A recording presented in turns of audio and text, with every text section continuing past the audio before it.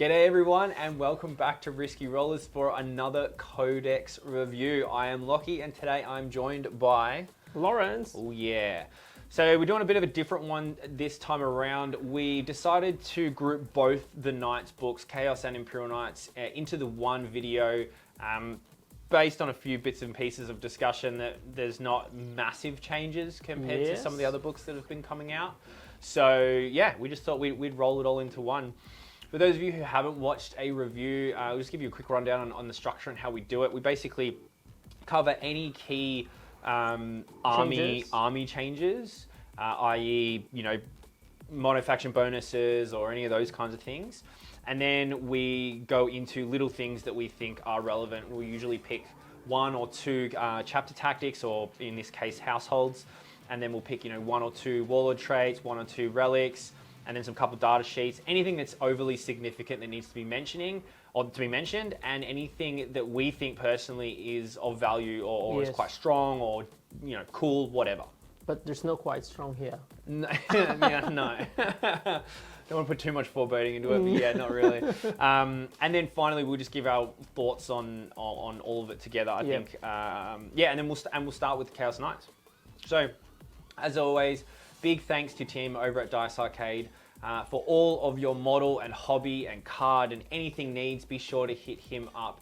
Link in the description for a discount code there, as well as we need big thanks for Tim, another Tim, at Miniature Scenery. All your MDF needs. There's also MDF models and all sorts of bits and pieces. There's some crazy stuff's going to be coming up with us and Miniature Scenery in the future when you'll be able to sort that out there. So link in the description for a discount code there. And finally, big thanks to Galen at the Tray Tinker for all your bespoke custom dice trays like the ones we have in all of our bat reps.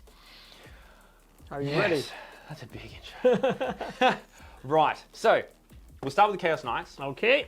Now, this is the beautiful collector's one because we got it with the army box set, which is a great box set, by the way. If you were lucky enough to get your hands on it, then well done. Unfortunately, our new models aren't painted yet, but they will be painted soon. Very soon. So, opening the book, same standard. You have a lot of lore stuff, of which I haven't read any of it. I'm not a big Knights lore fan. I don't rate it, whatever.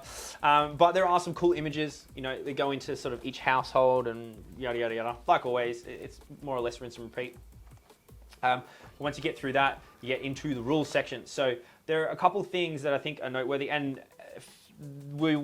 it will duplicate a bit from this book to that book. So there'll be some minute changes, so we're not going to read both verbatim. I'll just start reading a few of the key detachment ability changes. And the first ones are that Chaos Knight detachments gain the Traitorous Lance and Fallen Hero abilities. Chaos Knights units in Chaos Knights detachments gain the Towering Foe, Traitorous Ambition, and Household Bond abilities. War Dog class units in Chaos Knight detachments gain the Objective Secured ability. So all of that probably makes no sense, but it's great because they've listed it here and it's all just below as you go down the book. Yep. So the first of those lists being the Traitorous Lances. It's Lances. I keep saying Lance. It's Lances. Lances. Basically, this is just your CP refund and the stipulations within that refund. Yep. So this will be coming out before Chapter Approved is out. And they have, on day of filming, they have released some spicy changes to that, with a caveat that you're not going to be too detrimentally affected by the CP decrease. We've had a few questions about that in our latest bat rep with the Imperial Knights and the Chaos Knights. So that's good. So you're not going to be starting with absolutely 0 CP every time. But yeah, basically, if this detachment is a super heavy detachment or is playing combat patrol, select one War Dog, Abhorrent class, or Tyrant class. For the Imperial Knights would be the equivalents. Yes. And that model gains character. So you get character, great. If this detachment contains 1 or 2 Abhorrent class, so the big ones, or it contains between 3 and 5 War Dogs, the little ones, this detachment command benefits are changed to +3, as long as your wall is in the detachment. And then if you've got 3 of the big ones, or 6 of the little ones and 1 big one, then you get +6. So essentially just, as in anything, it's just refunding you the CP you'd normally cost for it. Fallen Hero is the next ability. This is basically, so if this detachment is a super heavy auxiliary detachment, that contains one Dreadblade unit. Until the end of the battle, that unit gains the Agents of Chaos keyword. Only one Dreadblade unit from your army can have this keyword. And then the inclusion of a Dreadblade Agents of Chaos unit from your army does not prevent Chaos units in your army from using any rules that require every model in your army to have the same keyword, i.e. Contagions of Nurgle and Kabbalistic Rituals. So you can soup this in with your Death Guard and your T-Suns, and then this is obviously, they've written it in a way that it's not going to, so it's future-proofing. So you're not going to come into keyword issues moving into the CSM book and all those other bits and pieces. So that's great. And I think that's where you're going to see Knights more. I think it's taken as auxiliary supports for other forces. And for both, actually, not just Chaos, I think across the board. Towering Foe, this model counts as 5 models when determining objective markers, and if it's Titanic, count as 10. So that's basically the balanced data slate being absorbed into the book, as we all presumed that it would. And finally, the Traitorous Ambitions is basically your double bonus depending on your household or your custom household. So all Chaos Knights units with this ability, excluding Dreadblade, and all the models in them gain a Traitorous Ambition so long as every unit in their detachment owes their allegiance to the same Traitorous household, i.e., I don't even know why they give you an IE with that, but yeah. The Traitorous Ambition gained depends upon which allegiance they have, as shown below. So basically there's 2 categories for this.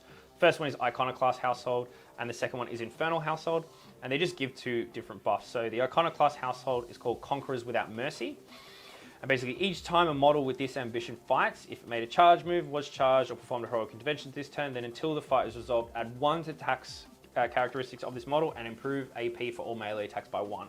Nice. Great. Cool. So you want more AP. Yeah, you do. Your choppy stuff gets more choppy. After a recent game, seeing how Armor of Contempt works against Knights, I think this is a potential for another test. And then the second one is Infernal Household. Demonic Surge. So in each of your command phases, each model with this Traitorous Ambition can use Demonic Surge. If a model uses a Demonic Surge, you must do one of the following. Inflict 1 mortal wound on this model and roll a d3 and select from the chart. Or inflict d3 and then select from the chart. So you don't have to roll the d3. First, so if you roll 1 on your d3, it's Demonic Hunger, add 3 inch to move characteristic. If you roll a 2, Demonic Fortitude, you get Transhuman. And then if you roll a 3, Demonic Power, which is +1 to wound. I like that one, especially the Transhuman. Yeah, I don't like it as much as it used to be. So it used to be 2 was +1 toughness and 3 was +1 damage. It's purely just because of the +1 damage. It's just like... But Transhuman for all the Knights is awesome. Yeah, if you roll it. Let's roll for... The movement helps too, like being able to get on an objective or whatever. It's cool. So they're basically your tool, your key detachment abilities. There is a new ability now, which I'll run over quickly. It's called Harbingers of Doom. And this is what you call the mono-faction bonus, right? Yep. I need to find where it is. Yes, here it is. Harbingers of Dread. Not Doom. Harbingers of Dread. So this is basically a mono-faction bonus chart that you can pick from throughout the game. So I'll just read it out. If every unit from your army has the Chaos Knight keyword, then this unit gains a bonus, depending on which Harbinger abilities are active for your army. At the start of each battle round, you must select 1 Harbinger ability from the 3 trees. So, these are the abilities. These are the 3 trees. Yep. From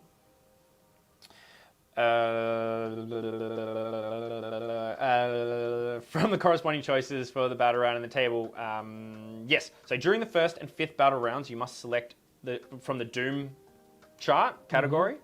You can only select the Despair ability if you selected the Despair ability. What? You can only select the Despair ability if you selected the Despair or Doom ability in the previous battle round. Yep, should just finish the sentence. Yes. You can only select the Darkness ability if you selected the Darkness or Doom ability in the previous battle round. So even though they've written it there, they do a really great image, which I think is that's what they need to start doing more with some of the stuff. Don't rely on their really poor editing and their really bad way of writing rules. Use images. what is it? Picture speaks 1,000 words. Yes, 1,000 words. So basically, you have to start in Doom. You have to start in the middle tree, and you can pick to go either side depending on the battle round. But if you pick one, you can either stay in it or come back to Doom. Before going back to despair. Yeah, but from jump from one side to the other, you essentially have to waste a battle. Well, not waste a battle round, but use a battle round going back to Doom. There's some power in this. I think this is very, very list dependent, and you could tech into this. I don't. I think it's more of a little cherry on top thing that you add to as like a bonus. The only thing I really see a potential strong teching into this is leadership stuff. Okay. Because what this also does is the Harbinger of Dread thing enables you to have what they call dread abilities. So some abilities in the book are dread abilities, and this is in the data sheet section, again, where the movement of like rules around relating to stuff is just annoying. Anyway, so some of abilities in this book are dread abilities, which affect enemy models or units within dread range. At the start of the battle, this range is 12 inches, but can be increased through certain rules. The effects of multiple identically named dread abilities are not cumulative. If an enemy is within range of 2 models with the same dread ability, they can't stack. Note that while similar... I love this. I love this. We've done this several times. Yes. Note that while... yes. Re-edit sentences. Okay, read it from the top. Note that while similar in many regards to aura abilities, dread abilities are not affected by abilities that affect aura abilities, and vice versa. There's a book that exists called a thesaurus. Okay? Let's not use the word ability 4 times in the same sentence, everybody. And basically, yeah, so 12 inches from any model, if there's an ability that procs this. And basically a dread test is each time a rule requires a unit to take a dread test, that unit's controlling player rolls 2d6. If the result of the roll is greater than the highest leadership characteristic in the unit, that test is failed. So you can have things where like you can be turning off actions, you can be halving people's charges, like all sorts of stuff. And they're linked to things like psychic powers. So yeah, psychic power will cause your opponent to take a dread test and yada yada, all those kinds of things. So it is relevant. I think there's definitely some cool minutia play with that. But kind of. Okay. Really. So yeah, so they're kind of the main functioning, I guess, structures of Knights changes, and then a few of those. The only real key changes in that is the absorption of balanced data slate stuff. Yeah. And then also the fact that you're not penalised for taking a Knight as an allied thing, which is great. I think that's really, really, really cool. So the 2 households that I would like to talk about are 2 that have actually come up in bat reps. One that is out and one that will be coming out later. Soon, yes. So first one is House.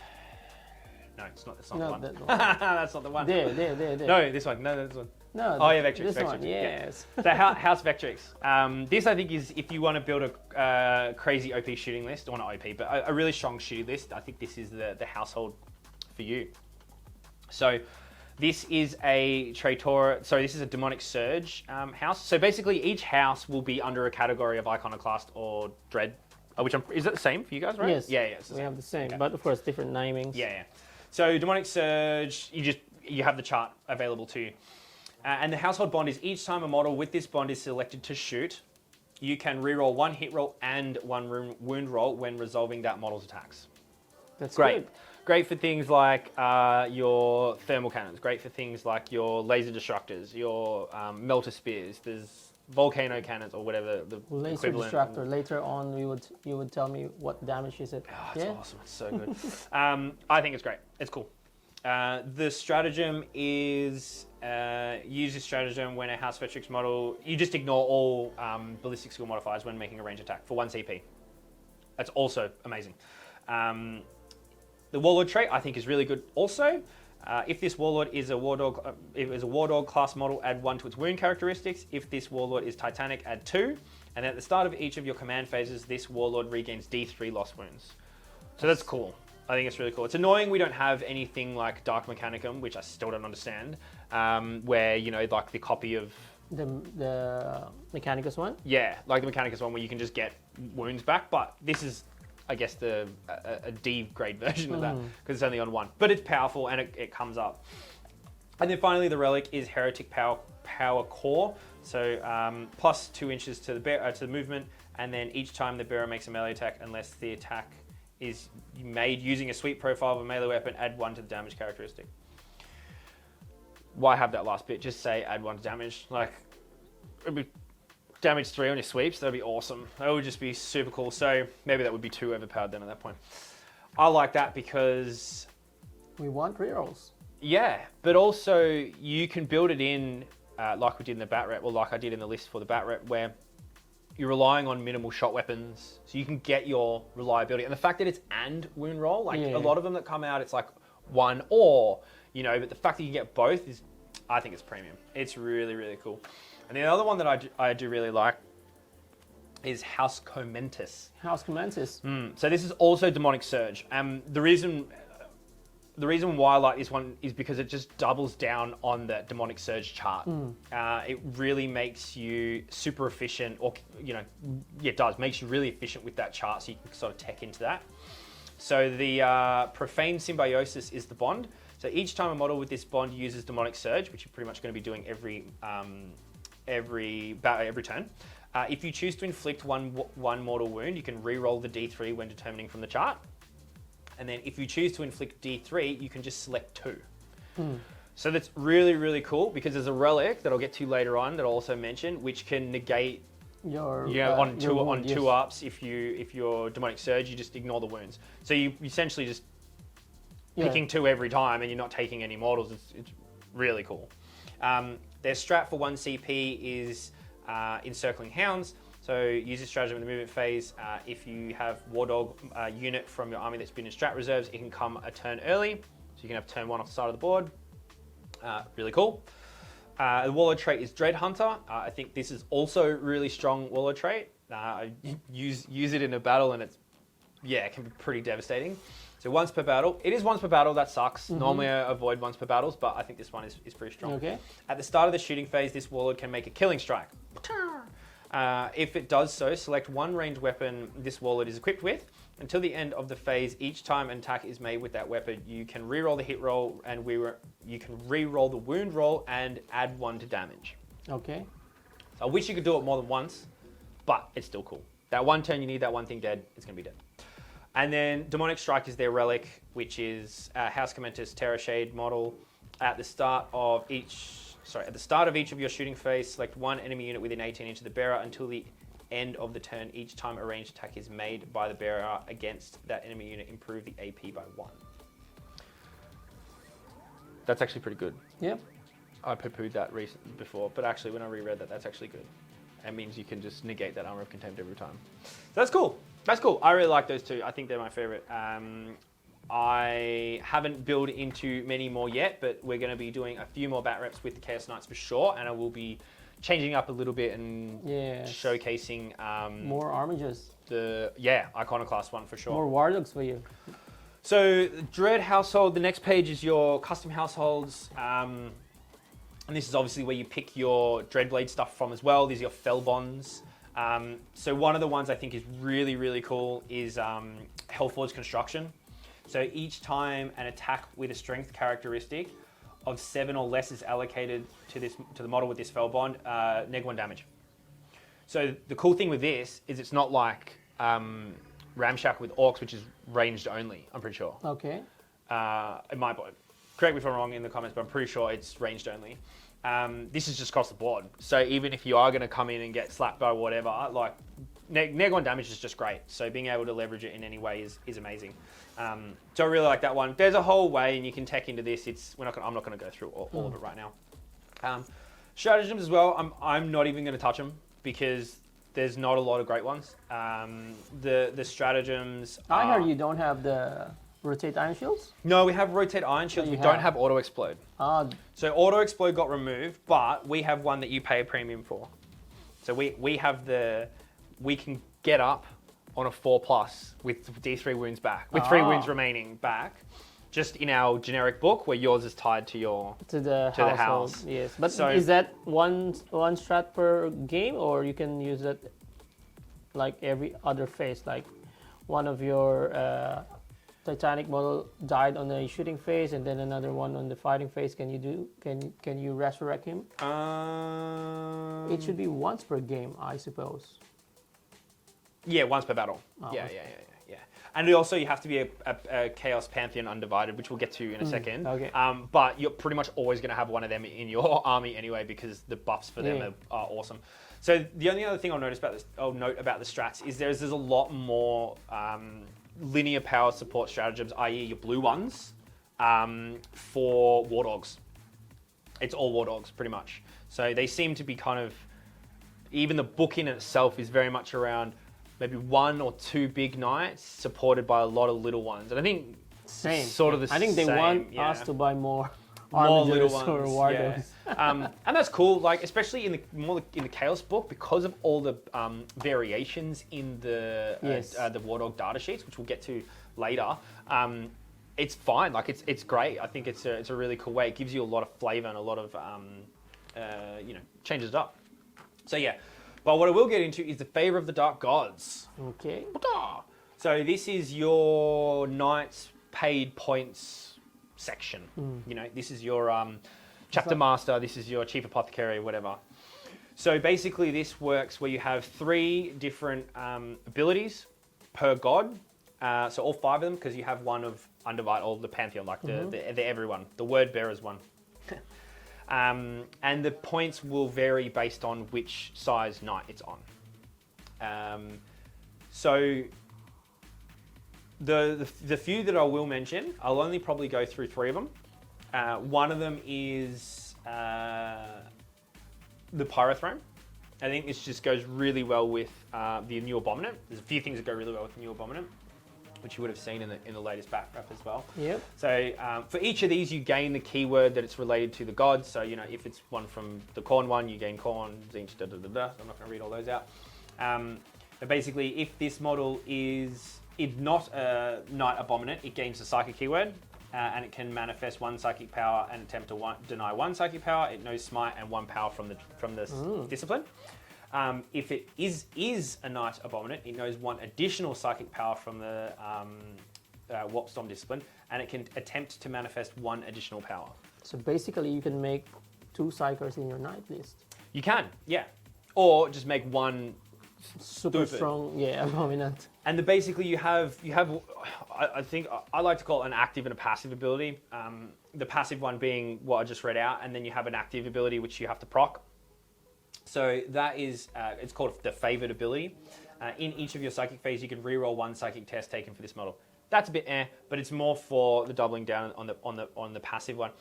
So how you proc those favored abilities is by inflicting a certain number of wounds in a phase based on what kind of class you are. So if you're a War Dog class, you have to dish out 5 wounds in a phase. If you're the Abhorrent class, or the bigger ones, you have to do 10. And if you're the Tyrant, the big one, you have to do 15. Initially, when I first read this, I actually thought it was models killed.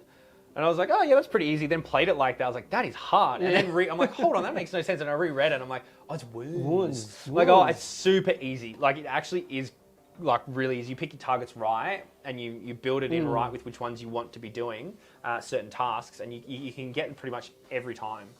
The other one that I think is going to see a lot of play is Beguiling Majesty. It's Slaanesh. So each time a melee attack is made against this model, subtract 1 from the attack's hit roll, subtract 1 from the attack's wound roll. Both really strong. Very strong. And then the favored ability is this model gains the following ability: Beguiling Majesty Aura. While an enemy unit is within 6 of this model, subtract 1 from attacks.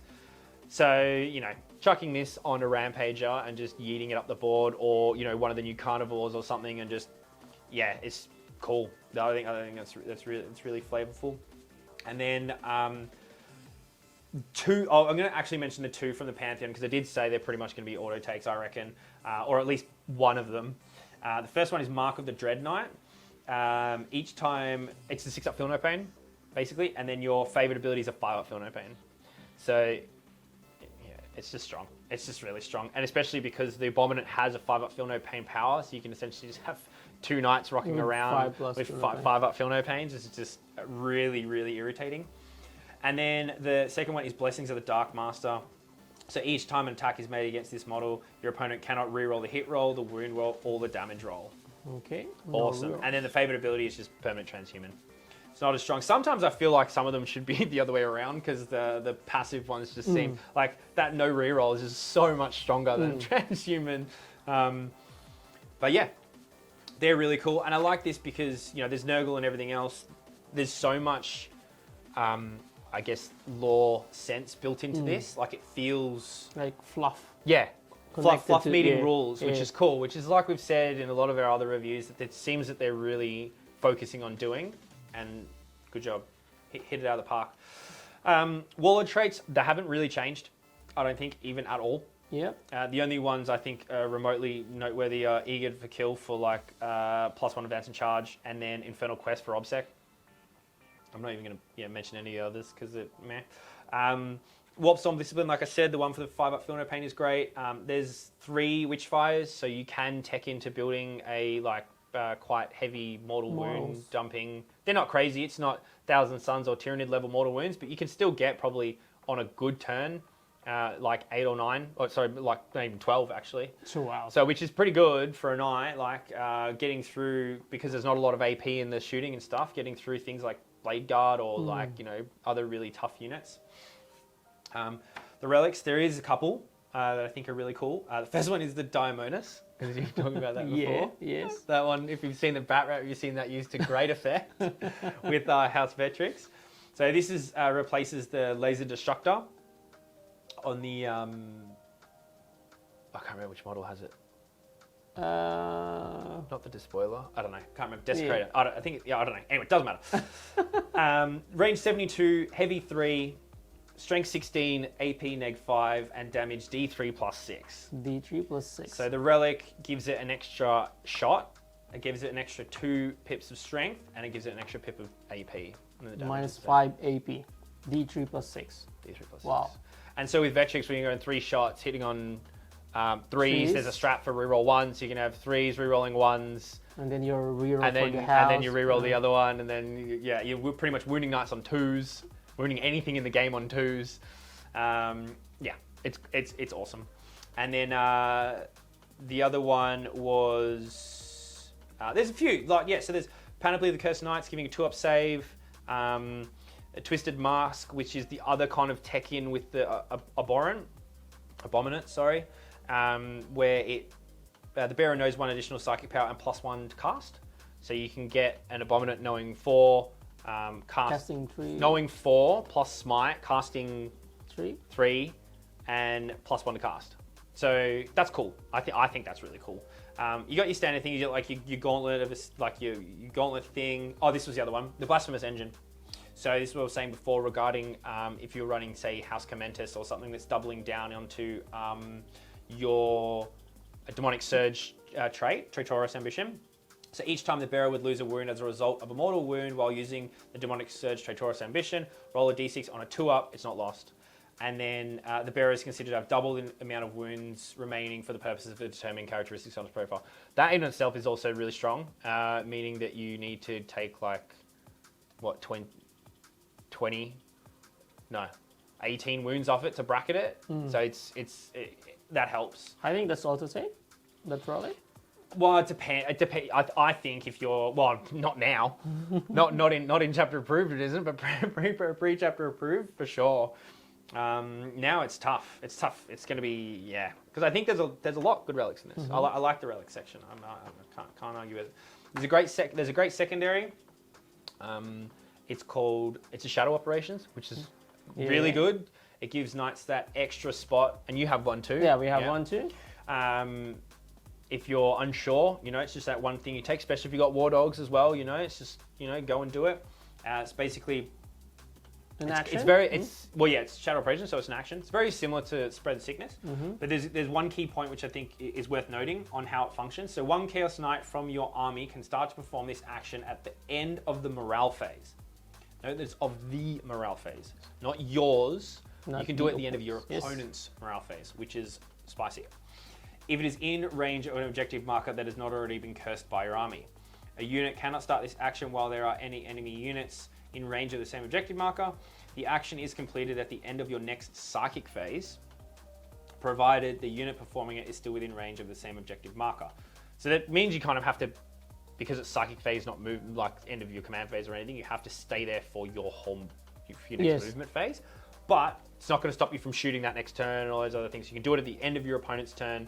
Then your turn comes around. You can still shoot and do other things and charge and whatnot. So it's really, I don't know if that was by design, but if it is, it's great. Maybe you'll have some FAQ. Maybe, yeah. If completed, that objective marker is said to have been cursed by your army, and until the end of the battle, whilst a non-chaos unit is within 6 inches of that objective, subtract 1 from the leadership characteristics of models in that unit. And then you score 3 victory points for each time you do it. That's good, 3 points. Yeah, so the neg 1 leadership, I think with that and a few other things, you can get to neg 3 and neg 4, which is cool because failing dread tests can do some gnarly things like turning off actions, and halving charges and all sorts of other things. So yeah. That's kind of the rules stuff that I reckon is worth covering. I'll get into quickly the fact that there is 5 different variations of war dogs. Now I'm jealous. As you should be, because I think this is really cool. So basically, I'm just going to Why? It's unfair. Yeah, but you get some other pretty cool stuff, man. Not going to lie. So I'm just going to quickly run over what each one's like weapon loadout and how they've structured it. I do wish that it was just one chassis and that you could just pay points for it. Like, I don't understand why it's done this way. Like, yeah. One more page. Buy more kits, I guess. I don't know. Realistically, that's probably why. Yep. So the War Dog Executioner is your autocannon one. The autocannon's changed now to strength 7, neg 2 instead of neg 1. Still damage 3. Great. You can't give this one any upgrades. It is what it is. Yep. The War Dog Stalker is equipped with a Avenger Chain Cannon, so baby Gatling gun. Yes. And a Slaughter Claw, which is the new melee one. Yeah, like a Power Fist, essentially. This one can be swapped out. You can swap the cannon for the melter, and then the chain talon, the claw for the chain talon, which is weird because then what you're really doing is you're just getting the huntsman profile with literally no differences. So again, I have no idea why it's done that way. Like, just make one chassis. But anyway, so that's that. The carnivore is your full melee one. So this is with the double. Chain talon and claw, power fist and chainsword. It's annoying that you can't double down, like double claw or double chainsword and get extra attacks or something like that. I would have really liked them to. What's the profile for that one? So the profile is movement 14, which is sick because you don't have anything that moves that fast, and weapon skill 2, which is also amazing. Strength 6, toughness 7, 12 wounds, 5 attacks. How about the weapon? Oh, the weapon? Yes. Times 2, neg 3, d3 plus 3. d3 plus 3? Yeah. So it would be really cool if you could take 2 and it made it 6 attacks or 7 attacks or, I don't know, something. Okay. That would be dope. The Brigand is your shooty one, so this is your double ranged. This is with 1 thermal spear and 1 Gatling gun. I, again, do wish you could double down so you could make, minis of the big ones, so you could put double Gatling cannon or double thermal spear. I think that would just be the absolute cherry on top to be able to do that. I think that would have just been the absolute home run with this structure because I like it this way. That would have been the absolute best. And then finally the Huntsman, which is the exact same as the OG loadout that you see here, the thermal spear and the chainsword. And then finally, the Abominant, which I think we've seen in the release or whatever, but I'll just go over it anyway. So it's movement 10, strength 8, toughness 8, weapon skill 3, blue skill 3, 24 wounds, 3 attacks, 3 attacks. Yeah, which is a bit more. And then 3 up save. It's equipped with a Volkite Combustor, which is heavy 6, strength 10, neg 1, flat 3 damage. And then a 6 to wound is 3 mortals in addition. 3 mortals in addition. Nice. So it's the same as the Forge World Volkite. But no, Forge World one is 2 mortal wounds in addition, not 3. 3. Big one's 3. Yeah. Okay, I'll check my book. The little one's 2. Okay. The big one's 3. And then Bale Mace is basically its tail. You just get D3 extra attacks at strength 8, neg 2 damage. And then it's Electro Scourge, which is tentacle arms. You make 3 attacks instead of 1, so you're getting the 9 attacks at strength 8, neg 2, flat 3. It's good. It's just strong. Being able to be, it's durable enough to go in and not die, and it's got all the added bonuses of all these psychic powers, and then it can slap, and it's cool. It's Put cool. 1 Abominant, then 10 War Dogs. I think Abominants are auto takes, to be honest, because of some of the other powers that help with, like just having a knight that can do mortals. Yes. From range is great. I think it's really good. So that's kind of it. That's it. Nice. There's it's not much. There's so much. not really. Wait for me. Really. So I think there's definitely seems to be a design philosophy in this book to push towards war dogs. And with this, there's kind of telegraphing too, like some of the abilities and stuff are kind of telling you what to do with it. It's best to be put in this way just by how the rule is written, and then also what it's compatible with, which I think is good. It helps it easier for people to write lists and go, oh, okay, that just makes sense to do that. Yep. I think Knights are, overall, in the current state of the game, are going to struggle. Like, I don't think these books aren't, or the Chaos Knight book anyway is not something making tidal waves. But we'll see, who knows? There's a lot changing currently, and we'll see how it shakes up. But overall, I would give it a 7.5. I'll give it. So it's a C+. A C+, right? I'll give it an 8. I reckon. You reckon Chaos 8? Knight. For the Chaos Knight. That's just in comparison between the two, but of course, comparing to other armies, maybe. So if 10 was like Tyranids. 10 if 10 was 10 Tyranids. Well, if 10 is Tyranids, it's actually probably 7. Then I think Knights would be, in general, would be 6. Okay. So then this would be a 7. Because if Knights in general is 6, then they're 7 and you're the 6. Okay.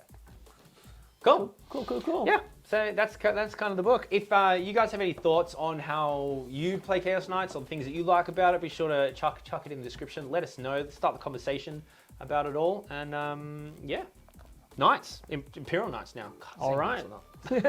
So this is the Imperial Knights one. So as I've said, I wouldn't be actually dwelling too much also on the reading of the rules or whatever, because it's just like a counterpart of the Chaos Knight translated to the Imperial ones. Yeah. So it's the same. We have also the detachment abilities, which are the Knight Lances. These are also wherein you would be able to get your CP refund, depending on, of course, what is the structure of your Knights, whether it's like 3 Questories, then it's the same. So you'll get 6 CP refund if you have 3 big ones, and then 3 CP back if you have like several Armigers also. Yeah. Yes. And then your Towering Foe from the balance data sheet, they've changed it to Unyielding Knight. For the name. Yeah, just the name. But of course, obviously it's the same. So 5 models for the Armigers, and then 10 for the big ones.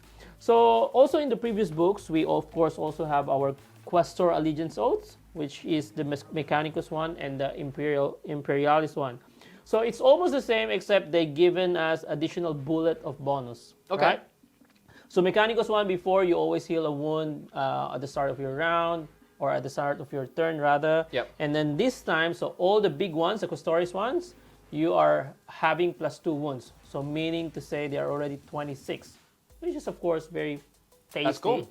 And then your small ones would be +1 wound. So 13. So that's why I think Mechanicus one would be more tougher than their counterpart, the Imperialis one. So Imperialis one, the same. They are also adding 1 to their advance and charge.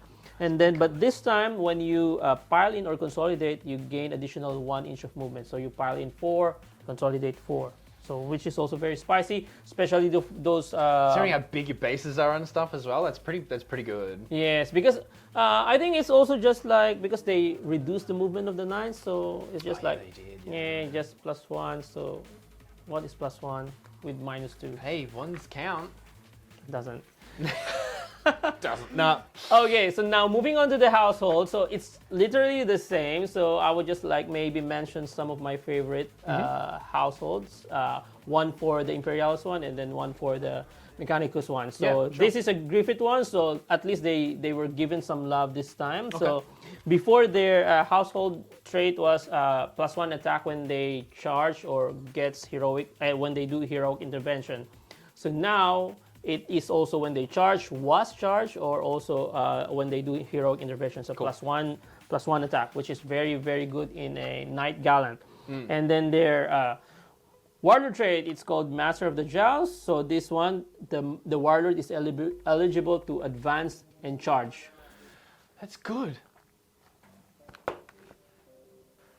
Sorry, everybody. We just had a battery issue with the camera, so we're back now. Yep. So as I was saying about the household, the noble household. So I was talking about the warlord trait of this household Griffith. So they are, I think, there are only 2 ways you can do advance and charge in this particular army, and then luckily one of them have it, which is the warlord trait. The warlord is eligible to declare a charge in a turn in which it advances. And then the relic is a bit meh, but if you want some mortal wounds, you can use this one. So Mark of the Lance is the name. And then House Griffith, of course, Questoris class only. So after you finish a charge move, an enemy unit within the engagement range, roll a d6, 2 to 3. You suffer a d3 mortal wounds. And then 4 to 5, enemy unit suffer 3 mortal wounds. And then 6, you suffer d3 plus 3. So yeah, I mean, pretty meh, but... Not for a relic choice. Like, if that was just an ability or something, cool, but yeah. Or if you paid points for it, maybe, but a relic slot. So we are lacking of, throwing away mortal wounds. Yeah. And then... fair enough. Yeah, some of the households are almost the same, so I would not, read them anymore. But of course, I would pick one again for House Mechanicus 1, which is House Tyrannus. That's the one. I've used them. I like it, because... They retain the same bonus, which is +6. 6 is a feel no pain. Yeah. So that's very good. And then this is the one that we're seeing a bit more like everywhere. Like people are taking this one. Seems to be more than anything. Yeah, else. you just really want your knights to be tough because so many weapons that really can wound them. And then now rotate Iron Shield is also expensive already for the big one. So of course, just additional layer of removing or getting the wounds out of you is very good. So so their warlord trait is called Knight of the Mars. So this one is very good once per battle, like one of your ability. So when you roll a d6 or a d3, you can actually change that particular roll on a 6. So rolling on an advance, hit, wound, damage roll, charge, or saving throw for that particular warlord, you can change. But then, because there's a new mechanic for the knights, if your army is virtuous, which we would be talking about later, then this warlord can be doing that once per turn. So that's actually, I think, when you use a House Tyrannus, I actually pick this particular trait because I would always probably put that one in a knight errant because you want your thermal spear to be really be this one is d6 plus 2 or d6 plus 4, whatever. Yeah, even for, I look at that and go for that clutch charge that you need. Yes. You're not scared about going for 10-inch charges because you just go, I'm just going to turn one into a 6. Change 1 6. And then their CP is also very interesting. It's called Our Darkest Hour, which is pretty much the same as before, but the ability now is different. So when your household Tyrannus model is destroyed, when it did not explode, so you make sure that you won't explode. Don't do your explode roll. Yes, and then you can use this particular strat. So on a 4, then your knight would be able to get up and then fight again with not fight again, but you would be able to live with 3 wounds. So 1 CP if it's an armiger, and then 2 CP for any other class of knights. And that's what we were saying pretty much before. clash. Yes. You have to take House Tyrannus for Yeah, that, we have and the to Chaos take. Knights just have it in their pool. Now, so you see the difference? Yeah. Okay, so probably, that's all for most of the noble household. Housecraft, they actually nerfed them. They changed their household tradition. Before it's re-rolling wound rolls on re-rolling hit rolls. All hit rolls. When you fight. Oh, in Now fight phase, sixes to hit is just auto wound. So yeah, I think some people were just jumping to House Raven or House Tyrannus or probably some of the Imperialists that they 6s to hit auto wound in melee with weapons that are such high strength is not as effective as like 6s hit auto wound with strength 3. Yep.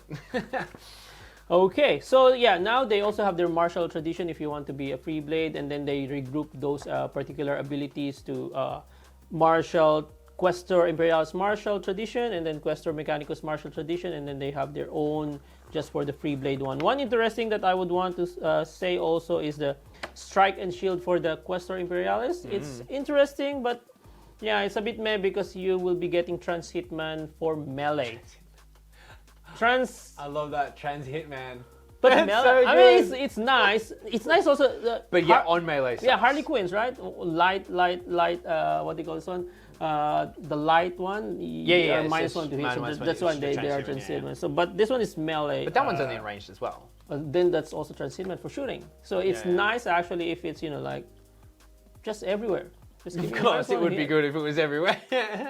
But I do like it. Like if you have transhuman to wound on everything, why can't you have transhuman to hit on everything? Like it just.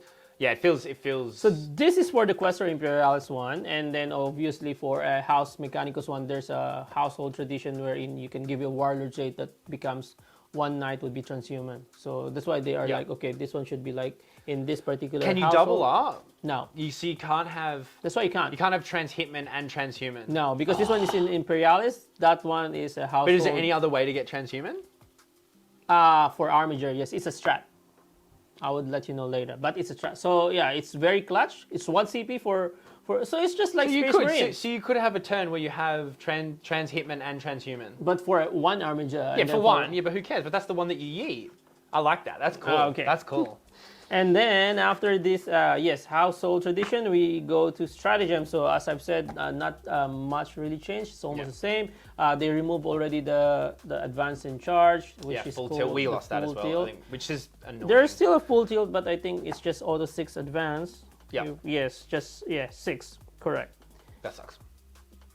But if it's an Armiger, add 9 instead. So Still sucks. Yeah, and then Depends what it was. It sucks. And then the rotate Iron Shield is expensive now. 1 CP for Armiger, 2 CP for your Questoris class or higher up. So I don't know why they just want the Imperials want to die quickly, and then the Mechanicus want to just survive and cry.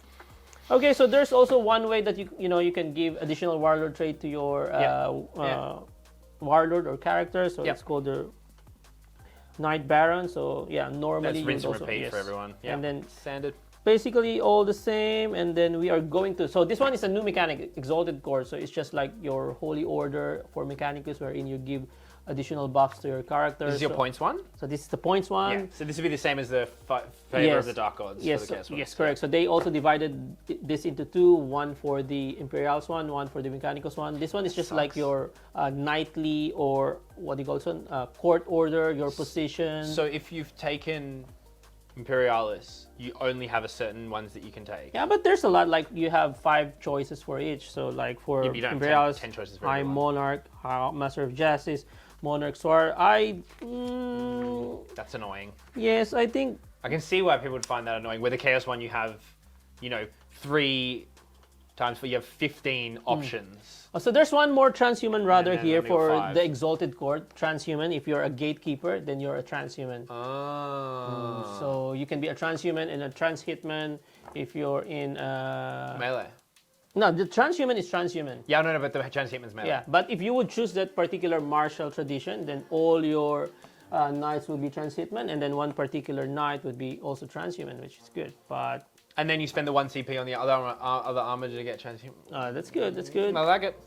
What I really like is the Master of Vox for the Mechanicus one, because when they choose, this one is another new mechanic. When they do their bondsman, instead of choosing any Armiger within 12, you get to choose any Armiger anywhere in the board. Yep. And then there's one also, probably I would say strategy that I have used already. I'm giving that particular knight a relic called Helm Dominatus. So when you give that bondsman ability, it stays for that particular Armiger until the end of the game, until it dies. Until the so thing dies. Yeah. your strategy, give this one to this Armiger, just move forward, and then just try to do your stuff, because the bondsman is also already there. Yeah, we'll go over the bondsman stuff in a sec when we get into data sheets, because it's weird, I didn't know that was actually built into data sheets now, which is really cool. Yeah. Now that's the changes that we have in datasheet, but of course, unlike you, we don't have any additional models. Okay, relics is pretty much the same. Sanctuary is now 4+ invuln on melee. Armor of the Sainted Iron is the same, 2 up save. And then, yeah, we also have the Obsec, Banner of Macari's Trump. So it's pretty much the same.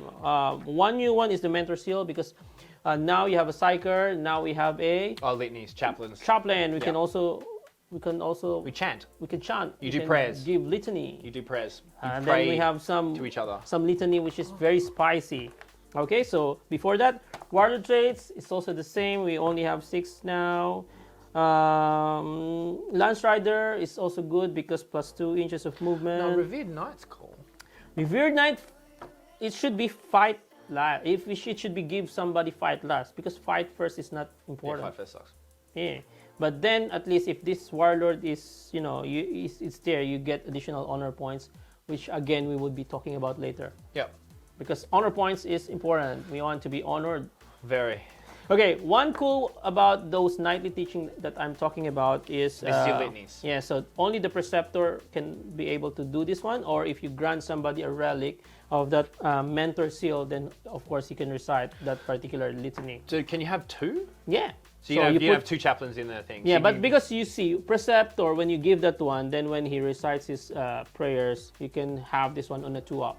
If it's just on a regular night, it's a 3-up. It's a 3-up. It's the same as being like Master Which I also tried, and then I always fail. 3-up, still fail. So just better give it to don't roll ones, man. That's how you got to be good at the game. Come on.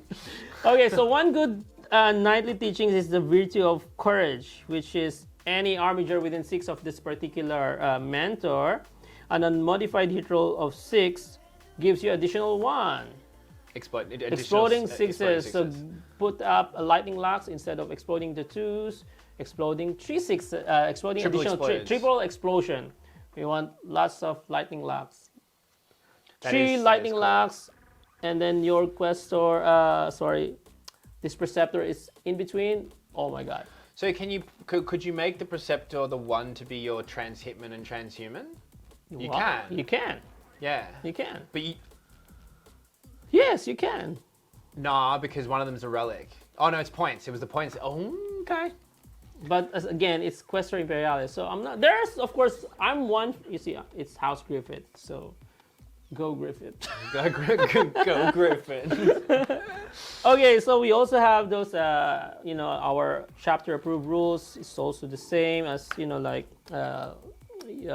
Chaos Knights ones, the Chaos Knights. Chaos. We can also do action now. This one is pretty interesting, but somehow I feel this is a trap that you can do action in your within 6 of the center. Yeah. A non-titanic one gives you 3 points. A titanic one gives you 4 points, and then if it's a character, it gives you 5 points. Obviously, it's actually very good, but then you see when you park somebody there, then you cannot do anything. So you have to be wholly within the center, right? Wholly within 6? Did it say no? I just say it says within 6. So it's actually easy to do, but as I've said, first turn I would always be able to do that, but then of course somebody would engage that knight and I would just shoot, then I cannot do any action anymore. But of course if you are killing them, just do your character in 4th and 5th, then you get 13 points. Yeah, I mean, it's hard. It depends on what you're willing to give up. Like, you're not probably going to give up your character for that because of all the other things we've literally just been talking about, but maybe you do. Like, maybe that's where you go, all right, here's my trans hitman, transhuman character that's also giving out litanies that's going to move into that doesn't need to shoot. Yes. He's going to move up and just be buffing all the little ones and just stay in the middle and holding it and being like, cracking the whip on the little ones, being like, work harder. And he's just standing there like, come at me, bro. Yeah, but he's not doing anything. Because you can't have transhuman if you're Tyrannus, right? You can't. Because transhuman is from a custom warlord. On the Imperialis martial one. Damn. So you can't. You can get Feel No Pain anywhere else? The Feel No Pain Tyrannus one. That's what I'm saying, but you can't get that as well. Like transhuman, Feel No Pain. No, too much. We don't want nerf. No, that would be cool. that would be awesome. Okay, so the new mechanic that we are talking about honor points is called the Code Chivalric. So we also have why isn't it called the Chivalric Code? Chivalrous, why code? No, but why Code Chivalric? Because when you're a knight, you have a code in your. I know. That's why you'd call the Chivalric Code, or the Code of Chivalry. Let's ask James. James is wrong. Okay. James needs an editor.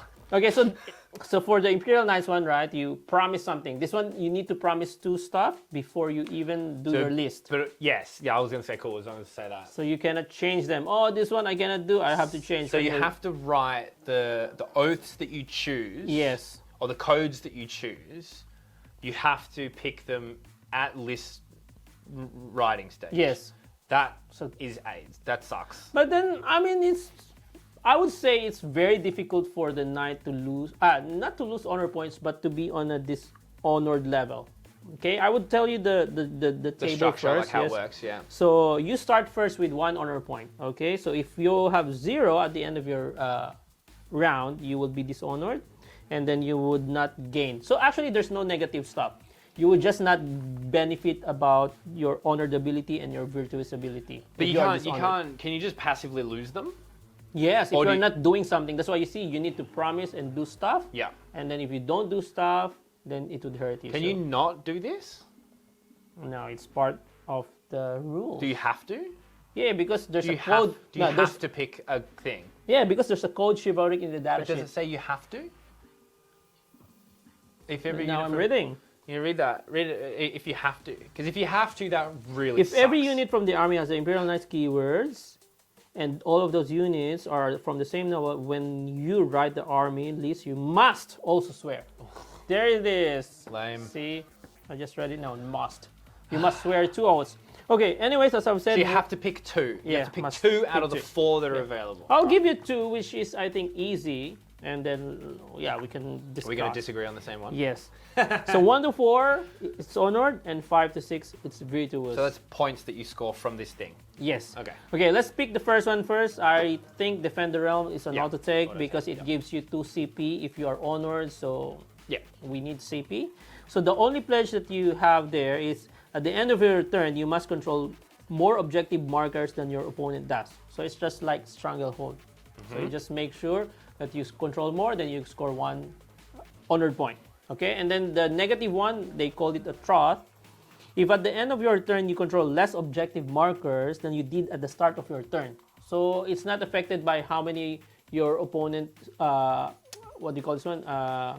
Control, how many objective that they control. It doesn't affect, it only affects when you lose objective from the start of your turn. Yeah, so if they haven't removed you off any objectives, but you haven't gained any more, then it all. But anyways, it's at the end of your turn, so you just make sure. Okay, I'm holding 2. I must still hold 2 at the end of my turn.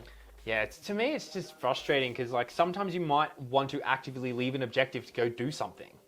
It might fit the point of the game for you to do that, and now you're just like, well, I can't do that because now I'm going to be penalized for it. No, it's not. That's why I said It just you just need to make sure that if you would know you would lose 1 honor points, that you would not go down to dishonored, because as long as you are in the 1 to 4 honored tally, then you are okay. Right. And then the virtuous ability here is that when you reach 5 to 6, so all your knights now are obsec. The big ones count as 10 plus 3, yes, and the small one also would be counting 5 plus 3, so 8 and 13. That's really strong. That's pretty strong. Really, and this is the same. This is the same Defend the Realm. Yes, this is the same as Defend the Realm. So imagine if you're Imperialis 1, you get plus 1 honor point, then you're a Revered Knight plus 1 additional honor point, and then I believe there's Exalted Court ability also that would give you additional honor point. So you can start with 3. For Imperialis 1, cool. Start with 3, and then just do. So if you get turn 1, you just move up to get Strangle, you've got it straight away. Yes. Yeah, that's pretty cool. So it's easy. Then the next one that I also always pick is Lay Low the Tyrants. I will tell you the pledge first. If an Imperial Knights model from your army destroyed 1 or more warlord, character, monster, or vehicle during the battle round with a melee attack. So this one you need to do in fighting. Then at the end of the battle round, you gain 1 honor point. So so your promise is to kill at least 1 in melee. And then the troth, if you didn't do, if less than 2 enemy units have been destroyed by attacks made by Imperial Knights unit, then you lose 1 honor point. So you just make sure, regardless of shooting or melee, that you destroyed 2. That's so bad. I still like it, but that's so bad. Okay, but this is the honored ability. So if you're in honored ability, right? Yeah. So 1 each to 4. time this model is selected to shoot or fight, you can reroll 1 hit roll or 1 wound roll. It's nice, but the problem is the wording or. How come not and? Yeah. Why shoot hit or wound? Hit or wound? I think because you've got it in shooting or fighting. That's why it's hit or. So.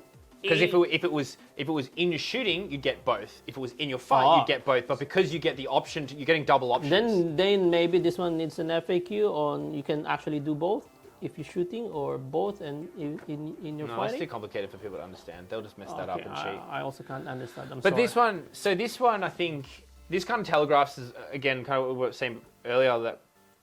This kind of feels like it doubles down with Imperialis. Imperialis seems to be very tech to melee. Yes, correct. It's very even some of the other the points buffs and stuff you were saying. It's very much being forward. It's the ones for advanced charge, yeah, whatever. And this is, you have to kill stuff in melee. Well, great. So if I'm looking at that going from Imperialis, I'm probably going to look at taking that one because I have to because it's dumb. But the thing that sometimes killing 2 units is tough. Correct. Into certain armies, like killing 2 units a turn, knights currently, even Chaos Knights can struggle. So, I look at that and I go, the detriment, the potential detriment is just too big. So the one that you are, I think, leaning on towards, I think it's refuse no challenge. I like that one. Okay, so the pledge, the promise that you have to give is at the end of each battle round, if 2 or more enemies have been destroyed by a melee. So this one is even difficult, bro. So you need to kill 2 or more. You gain 1 honor point. But the troth is if you fall back. So this one. Yeah. So it wasn't so much that it's hard to get the pledge. It's just the troth is really easy to avoid. Just don't fall back. Super easy to avoid. Okay. Because nothing can make you fall back. If you want to fall back, charge and shoot. But that's what I mean. Like nothing can make you. And we'll again, your pledge is melee. So potentially you're teching, to be melee. So you're probably not really going to be wanting to fall back anyway. You're probably happy to stay in combat for whatever reason. Cool. I'll just give you your honor ability. It's each time this model makes a melee attack, if made a charge, was charged, perform heroic intervention, add 1 to the attack's hit roll. So +1 to hit. Very good. Super good. Yep, very good. Yep. But I will still choose Layload the Tyrants. And you'll still lose. Okay, so that's it for the Code Chivalric. So that's one of the new mechanic, and the second one would be the Bandsman ability because, as you know, our datasheet is still the same. Only two armigers, Hellbrine and Warglaive is still the same. Oh, while we're there, actually, we need to quickly talk about it because Dalton and I always bring it up. How good the photo editing on this. Look at it. There's a whole cannon. Look at the errant. Show them the errant. You're not going to see it, everyone, but if you have the book, go look at the errant. The whole gun is outside the circle. So Isn't that the same as before? No, but it's just. Oh wait. Actually, this one might be a bit consistent. Okay. Are they all outside? Well, yeah. No, they're all outside. It's all outside. Paladin. Oh, they've got some consistency now. Oh, good job, guys. No, I have to check my previous codex. Let's see what the Chaos Knights have got. Because normally it changes up quite significantly where they're not. It's the same. Yeah, we're outside.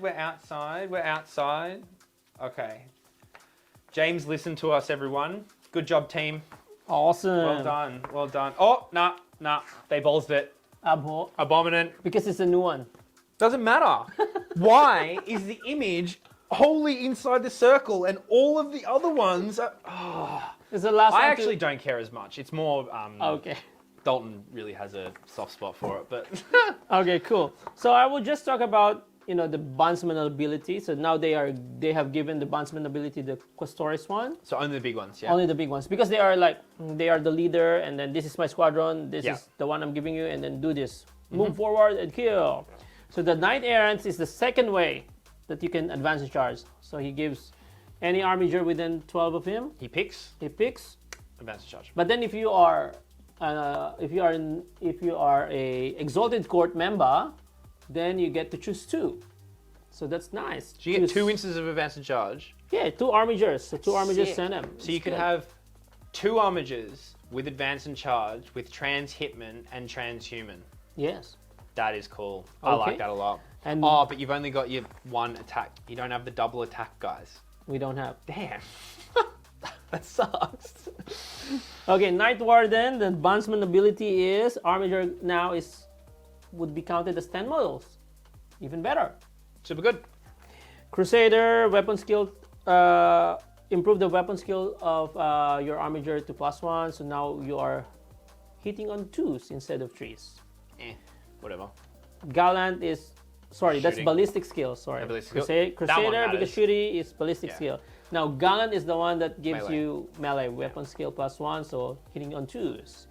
Paladin is the best one, I think, because it gives the armiger rerolling hit rolls of 1 and wound rolls of 1. Do Moiraxes have Bondsman keyword? Do they get access to this? Do they have the Yes. Armiger keyword? I think they have the dash, so but obviously they should be getting because they tried to change. Well, they did FAQ it, and I don't know if it included.